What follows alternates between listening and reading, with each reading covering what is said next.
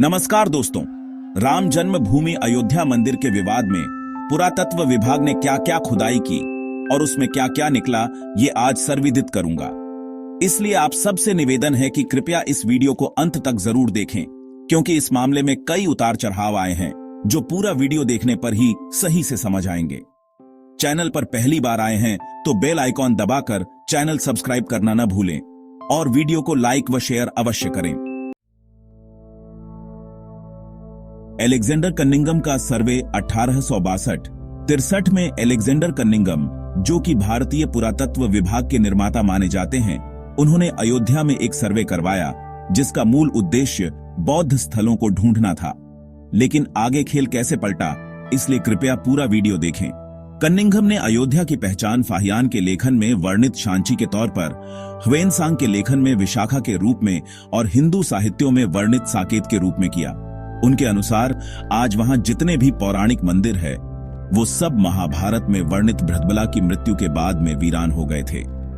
जब पहली शताब्दी के आसपास उज्जैन के सम्राट विक्रमादित्य वहां पहुंचे तो उन्होंने रामायण में उल्लिखित स्थानों पर नए मंदिरों का निर्माण करवाया।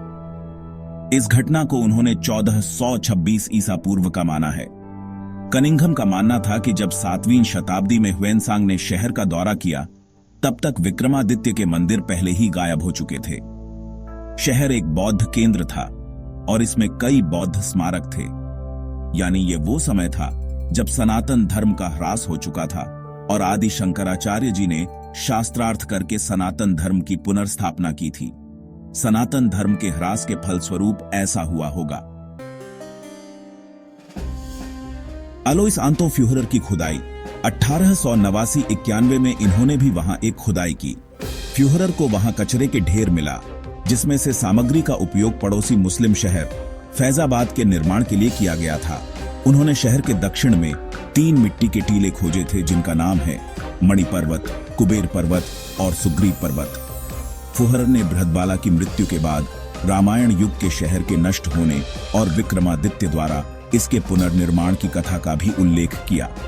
उन्होंने लिखा है कि शहर में मौजूदा हिंदू और जैन मंदिर आधुनिक थे। हालांकि बाद में फिर उन्होंने उन प्राचीन मंदिरों के स्थलों मंदिरों का पुनर्निर्माण करवाया था जिन्हें बाद में मुगलों ने नष्ट कर दिया था। फ्यूहरर ने लिखा है कि मुगल विजय के समय अयोध्या में 3 हिंदू मंदिर थे। जन्मस्थानम, जहां भगवान राम का जन्म हुआ था, स्वर्ग द्वारम, जहां भगवान राम का अंतिम संस्कार किया गया था, और त्रेता के ठाकुर, जहां राम ने प्राण त्यागे थे। फ्यूहरर के अनुसार मीर खान ने 1523 ई में जन्मस्थानम मंदिर के स्थान पर बाबरी मस्जिद का निर्माण किया था। उन्होंने कहा कि बाबरी मस्जिद के निर्माण के लिए मुगलों द्वारा पुराने मंदिर के कई स्तंभों का उपयोग किया गया था। ये स्तंभ काले पत्थर के थे जिन्हें मूल निवासी कसौटी कहते थे। फ्यूहरर ने यह भी लिखा है कि औरंगजेब ने स्वर्ग द्वारम और त्रेता के ठाकुर मंदिरों के स्थलों पर मस्जिदों का निर्माण किया था।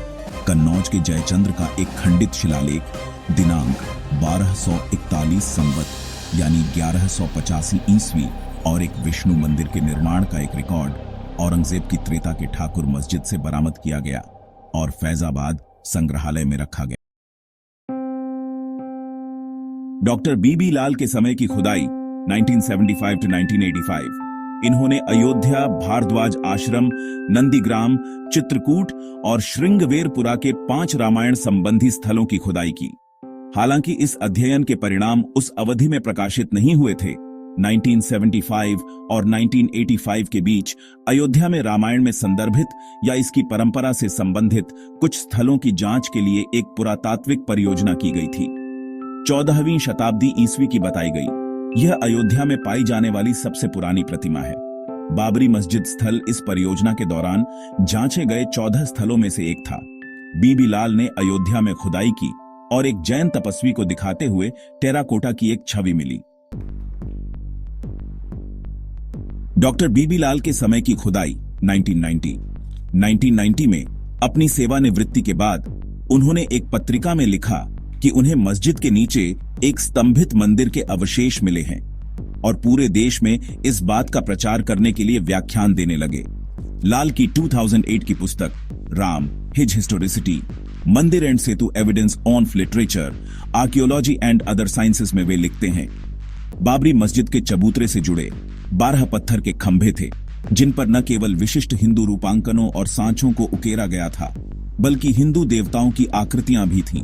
यह स्वतः स्पष्ट था कि ये स्तंभ मस्जिद का अभिन्न अंग नहीं थे, बल्कि इसके लिए बाहरी थे।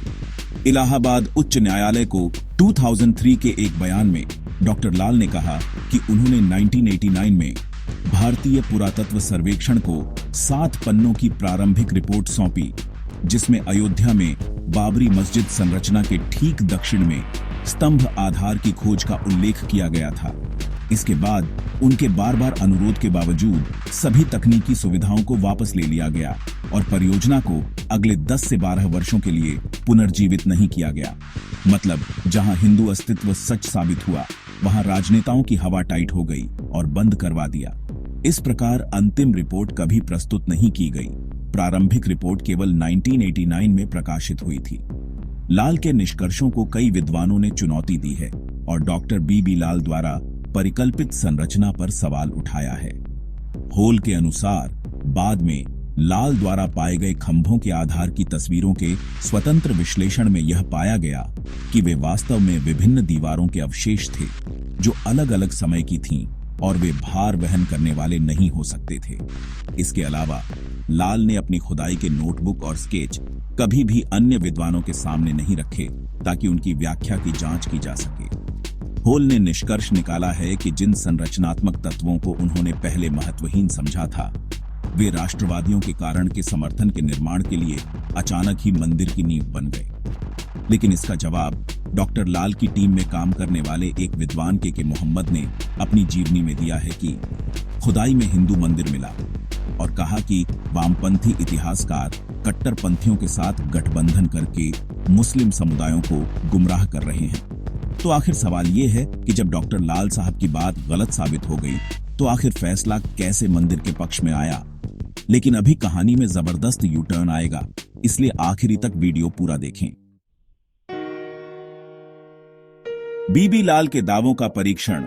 जुलाई 1992 में 8 प्रतिष्ठित पुरातत्वविद, जिसमें से पूर्व एएसआई निदेशक वाईडी शर्मा और केएम श्रीवास्तव भी शामिल थे, वे निष्कर्षों का मूल्यांकन और जांच करने के लिए रामकोट पहाड़ी पर गए। इन निष्कर्षों में धार्मिक मूर्तियां और भगवान विष्णु की एक मूर्ति शामिल थी, जो डॉक्टर बी लाल को मिली थी। उन्होंने कहा कि विवादित ढांचे की आंतरिक सीमा कम से कम एक तरफ पहले से मौजूदा ढांचे पर टिकी हुई है, जो पहले के मंदिर की हो सकती है। उनके द्वारा जांच की गई वस्तुओं में 100 से 300 ईस्वी पुरानी कुषाण काल की टेराकोटा, हिंदू छवियां और नक्काशीदार बलुआ पत्थर की वस्तुएं भी शामिल थीं, जिनमें वैष्णव देवताओं और शिव पार्वती की छवियां दिखाई गई थीं।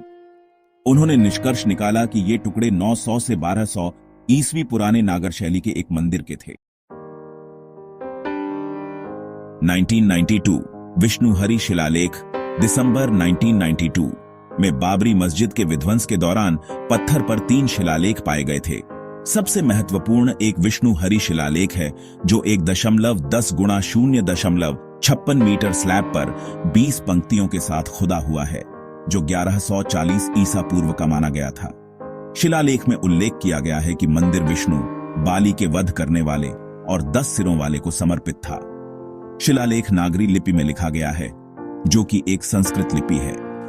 11वीं और 12वीं सदी के विश्व स्तर के पुरालेखविदों और संस्कृत के विद्वानों की टीम, जिसमें प्रोफेसर अजय मित्र शास्त्री भी शामिल हैं, ने इसकी जांच की थी।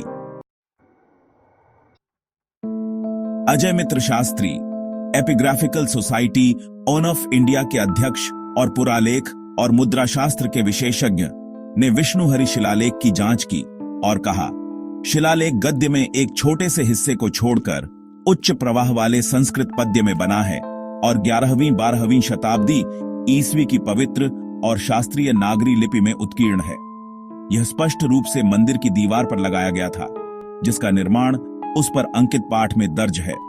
उदाहरण के लिए, इस शिलालेख की पंक्ति 15 हमें स्पष्ट रूप से बताती है कि विष्णु हरि का एक सुंदर मंदिर, जो पत्थरों के ढेर से बना है और एक सुनहरे शिखर से सुशोभित है, जो किसी अन्य से अद्वितीय है, पहले के राजाओं द्वारा निर्मित मंदिर का निर्माण किया गया था। यह अद्भुत मंदिर साकेत मंडल में स्थित अयोध्या के मंदिर शहर में बनाया गया था। पंक्ति 19 में भगवान विष्णु को राजा बलि और 10 सिर वाले व्यक्ति दशानन यानी रावण को नष्ट करने के रूप में वर्णित किया गया है।